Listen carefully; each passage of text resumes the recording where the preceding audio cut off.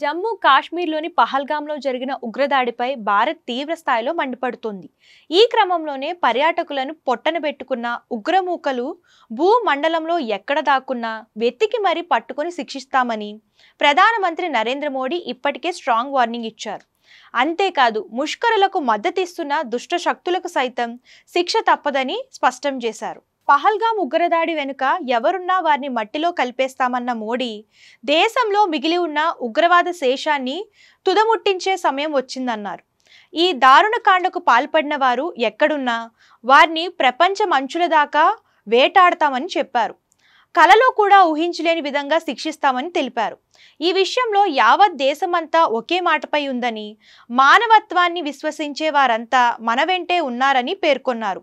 ముష్కరుల హేయమైన చర్య మనసున్న ప్రతి ఒక్కరిని కలిచివేస్తుందన్నారు. ఇదిలా ఉండగా భారత్ ప్రధానమంత్రి నరేంద్ర మోడీపై world most wanted terrorist Lashkar-e Taiba chief Hafiz Saeed సంచలన వ్యాఖ్యలు చేశారని తెలుస్తుంది. సింధు జలాలను ఆపుతూ మోడీ తీసుకున్న నిర్ణయం నేపథ్యంలో పాకిస్తాన్కు నీళ్లు ఆపేస్తే నీ శ్వాస ఆపేస్తామని బెదిరింపులకు పాల్పడ్డారు. కాశ్మీర్లో డ్యాం కట్టి పాకిస్తాన్కు నీళ్లు ఆపేస్తావా, మేము ఊరుకుంటామని అనుకుంటున్నావా? ఇస్లామాబాద్లో జరిగిన ఓ బహిరంగ సభలో పాల్గొన్న హఫీజ్ సయ్యద్ సింధు నదిలో నీళ్లకు బదులు నీ రక్తాన్ని పారిస్తామంటూ హెచ్చరించారు.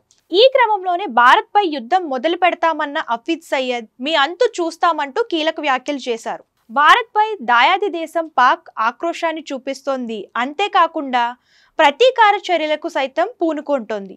ఇప్పటికే సరిహద్దులో పాకిస్తాన్ పలు కవ్వింపు చర్యలకు పాల్పడగా తాజాగా టెర్రరిస్ట్ హఫీజ్ సయ్యద్ వ్యాఖ్యలతో భారత్ పాకిస్తాన్ మధ్య యుద్ధం మొదలైందని చెప్పుకోవచ్చు.